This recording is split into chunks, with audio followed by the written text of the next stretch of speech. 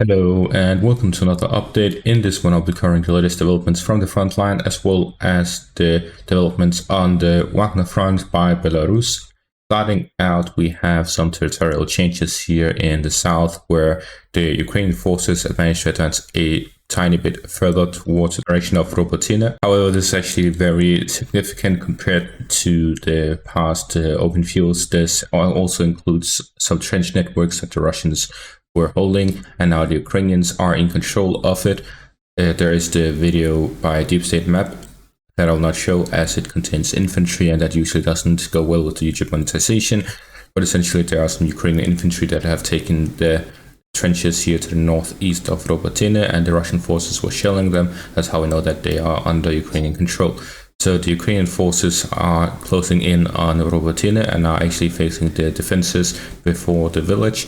So they are closing in on the village itself at a slow but steady pace. We see something similar here by the southeast of Pobeda, where there are some trenches here in the middle of the fields to the southwest of Alexandrivka and southeast of Pobeda, to the south of Marinka. This area here is filled with trenches and fortifications, and the Ukrainian forces have managed to recapture it after the Russian forces captured it. And this area has actually gone back and forth between the two sides a lot of times, more than I can count on one hand, so at least 5 times. So this is actually very interesting because we see the Ukrainian forces continuously pushing back the Russian forces, and the Russian forces continuously attempting to capture these fortifications here to the southeast of Pobeda, but they never truly hold on to it, which indicates that this is a very difficult area to hold on to despite the fortifications. And this is likely due to the importance of this area. If the Russian forces take control over it, they can launch offensive in the direction of Novomikhailivka as well as Pereskovivka here to the south, and they can also flank Pobeda.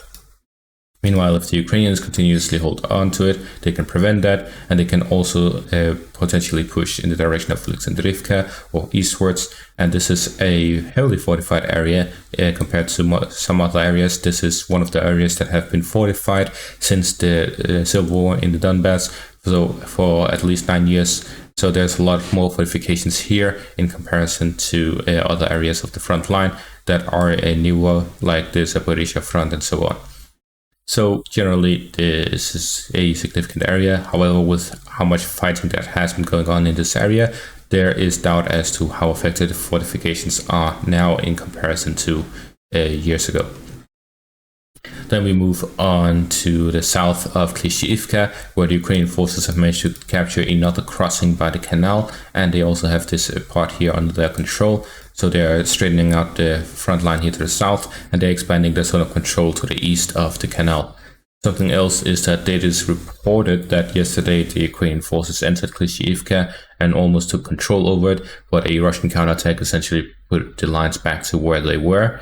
So this indicates that there is also very heavy fighting here by Klishchiivka, and as I've mentioned multiple times, Klishchiivka is the most important village to the south of Bakhmut, because capturing this for the Ukrainians would essentially mean an open field to the rest of the villages in the south of Bakhmut, as they would have significant advantages going forward. This is why the Russians are holding it at seemingly all costs.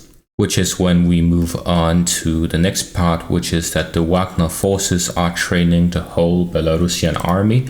First off, the reports said that they were training the Belarusian special forces, but since then there's come a report that they're also training their territorial defense, as well as their conscripts, and seemingly also the rest of the Belarusian army. On top of that, we have received information from Remy that they are going to be 30,000 strong. On top of that, they are receiving reinforcements from the Wagner forces around in Africa, which would, according to Remy, mean they double up to 60,000 troops. If we combine that with the Belarusian army of about 80,000, that's 140,000. And if we assume that the Shoigu additional army of 160,000 is real, and you locate those at Belarus, then there will be a total of 300,000 troops. However, there's no guarantee that it will locate them at Belarus, at the very least all of them. However, according to Remy, there is also a movement of Russian troops to Belarus on top of the Wagner forces. This indicates that the Russian forces definitely have an interest in gathering a large force in Belarus. Now, the question is, will this force be used to invade Ukraine from Belarus, similar to at the start of the invasion? So, according to Zelensky, that's a no. He released a statement according to Buildup. This is not the case, and Ukraine is safe from the north, regardless of the plans that the Russians have, but they will definitely not invade Ukraine from the north. So that is a very interesting statement. I don't know why he's so sure. Maybe he has some Secret Service intelligence that tells him for sure they won't invade us. Or either way, if the Russians decide, despite his statements, to invade from the north, then the Ukrainians will definitely be outmatched, since they do not have necessary forces to defend against 200,000 troops from the north, much less 300,000. So either way, if the Russians decide to invade from the north, the Ukrainian army will split into two, and they'll have to take care of both sides, and the Russian forces are already matching the Ukrainians in the south. If they then had to split their army in two to also defend the north, then the Ukrainians will most likely be outmanned on both sides. And that would generally be a very concerning development for the Ukrainian forces if they are to prepare for such an incursion. I know that they have placed a lot of mines across the whole northern front, especially on the northwestern parts in these different regions of Ukraine in the northwest. They have placed a lot of mines from the first months of the war after the Russian withdrawal from Kiev. They've started placing mines and building defenses in the north in case they returned from the northern front. Other than that, we see a general development that is a general trend across the whole front line, and that is whichever side is currently attacking, they are doing it at a very slow pace. And I believe the reason for this is that we see the developments that the defenses are mainly consisting of a lot of mines as well as trenches. So generally what each side needs to do is that they need to clear these mines and then assault the trenches with armored vehicles. However, the biggest issue is that most of Ukraine is open fields. So when they go through these open fields with tanks, they are easy targets for artillery, air force, anti-tank gun missiles, and so on.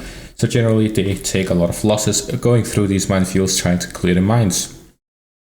Generally, the only solution I could come up with the current tactics and technology would be that you just need a large enough force. If you keep sending these smaller platoons with 12 tanks and 10 armored vehicles and so on, then they just end up getting all of them destroyed with a few small advancements, like we see south of Orikhiv.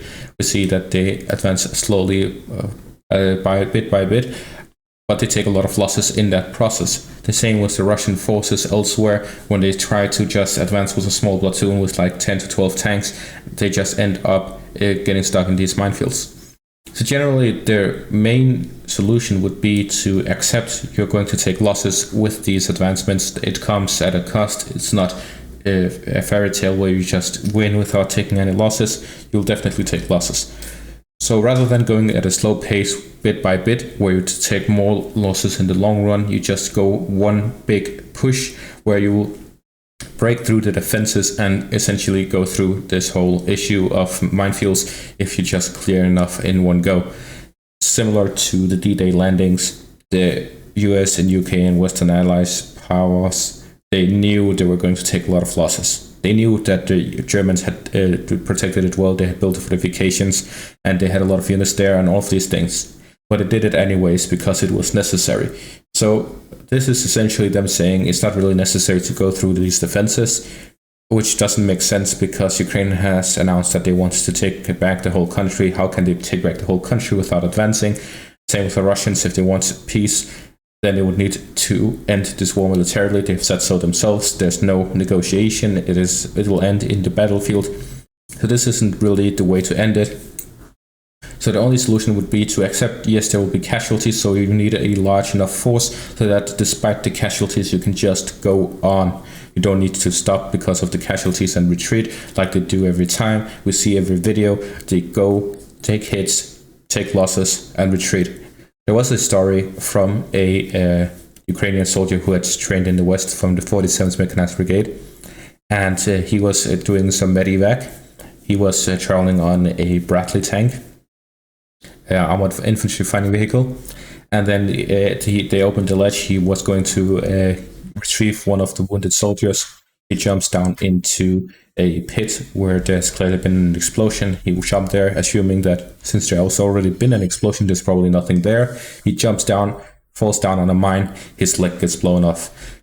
This is exactly what we see through, like, his continuous story is that he's getting combined into a Bradley with 2 dead people and another wounded. There are 4 casualties in a Bradley being pulled back, and all of these casualties are just from mines. They didn't even see the opponent, and then they just retreat. Like, there's no point to just go in, get hit by mines, and then go out. Makes no sense, and it's just a waste of life. But that's going to be all for this update. Thank you for watching, and have a great day.